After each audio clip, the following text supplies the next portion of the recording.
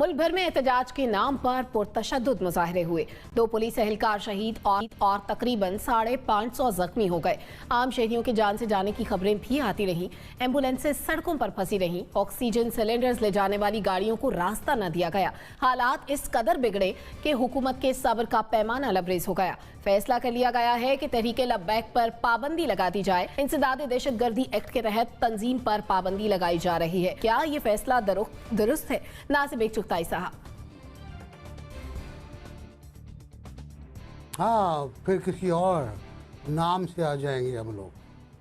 हमारे मुल्क में यही होता रहा है मुस्तकिल कि इस पे पाबंदी तो वो दूसरे नाम से आ गया, फिर दूसरे पाबंदी वो तीसरे नाम से आ गया। तमाम कलदम तंजीमें काम कर रही हैं और मुख्तलिफ चेहरों से और नामों से काम कर रही हैं। अच्छा, यहाँ जो सूरत हाल है वो बड़ी मज़ेदार सूरत हाल है। मज़ा आया। तहरीक लब्बैक हुकूमत को वार्निंग दे रहे हैं कि तुमको जला के खाकिस्तर कर देंगे और तहरीक लब्बैक तुम्हारा सत्यानाश कर देगी, तुम्हारा पैसा भी काम नहीं आएगा। फिर तस्वीरें भी कुछ आई हैं, फिर और भी हुक्मरानों के बारे में आया है कि वो इनकी भी हिमायत करते रहे।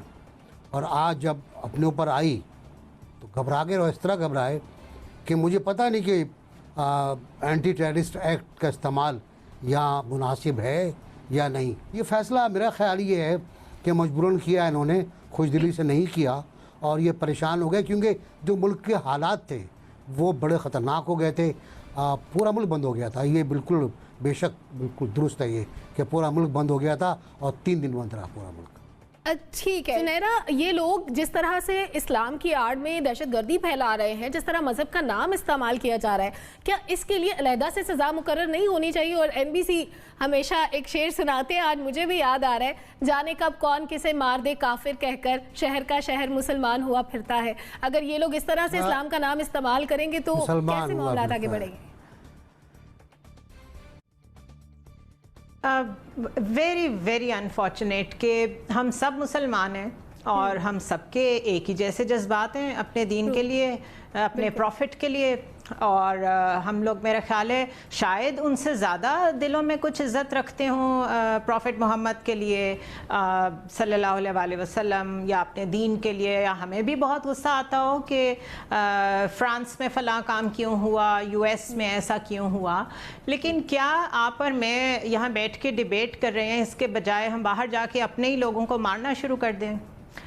मरीज़ों तक ऑक्सीजन सिलेंडर्स जो पहुंच रहे हैं उनको रोकना शुरू कर दें। तो जिस प्रॉफिट को हम कोट करते हैं और जिस प्रॉफिट के नाम पे हम नारे लगाते हैं, उन्होंने हमें ये सिखाया है, ये रवैया है, ये बिहेवियर है, this is what we learn from him. तो इसलिए मैं तो बहुत क्लियर हूँ इस मामले में कि ये जो जनरल साहब कह रहे थे रिलीजियसली चार्ज्ड, ये रिलीजियसली चार्ज नहीं है। Ideology is nowhere, it is money talking. ये फंडिंग आती है, आपको पता है this is all criminal activity. TTP क्या करती है, किस तरीके से अलकायदा बनाई गई, किस तरीके से दाइश बनाई गई। ये तो मर्सनरीज हैं, इनको तो पैसे मिलते हैं इन चीज़ों के। और हम पता नहीं कब इस खुशफहमी से निकलेंगे कि ये असल में नामूस रसालत के लिए बाहर निकले हुए हैं। मैं तो इसको मानती नहीं हूँ।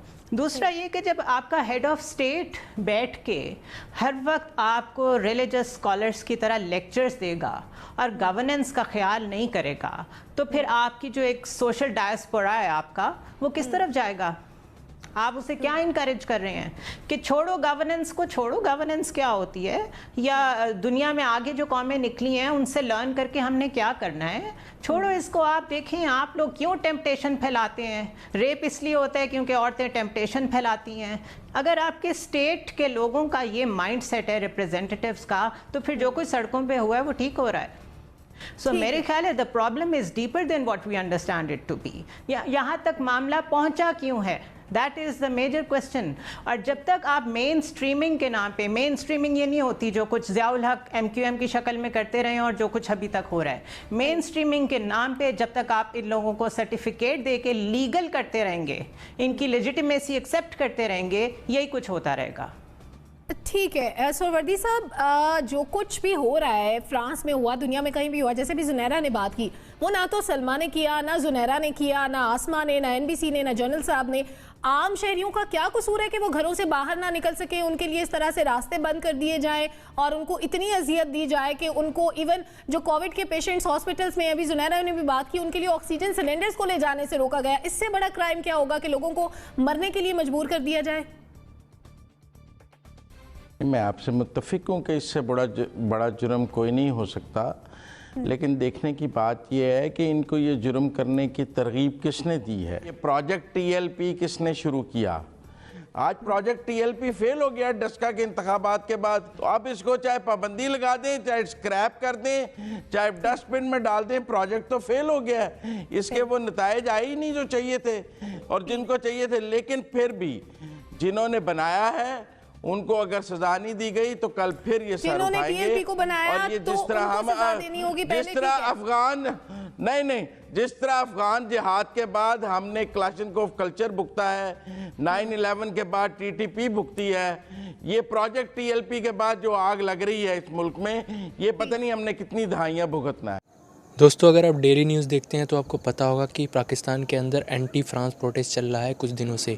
पाकिस्तान के लोग ये चाहते हैं कि फ्रांस का जितना भी प्रोडक्ट है उसको बाइकआउट किया जाए, साथ में फ्रांस के जो भी ऑफिसर एंड एम्बेसडर पाकिस्तान के अंदर हैं उनको वापस फ्रांस भेजा जाए। लेकिन पाकिस्तान कोई कदम उठाता इससे पहले कि फ्रांस के प्रेसिडेंट ने अपने सिटीजन्स और ऑफिसर को ये बोल दिया कि पाकिस्तान को जल्दी से जल्दी छोड़ के इमीडिएटली वापस आ जाएँ, क्योंकि पाकिस्तान उनके लिए सेफ़ नहीं है इस टाइम।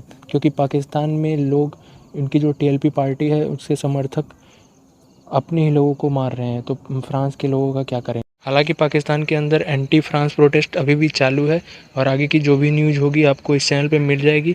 इस वीडियो में इतना ही, और अगर आपने अभी तक इस चैनल को सब्सक्राइब नहीं किया तो सब्सक्राइब करके बेल आइकन को ऑन कर लीजिए, वीडियो को लाइक भी कर दीजिए। मिलते हैं नेक्स्ट वीडियो में।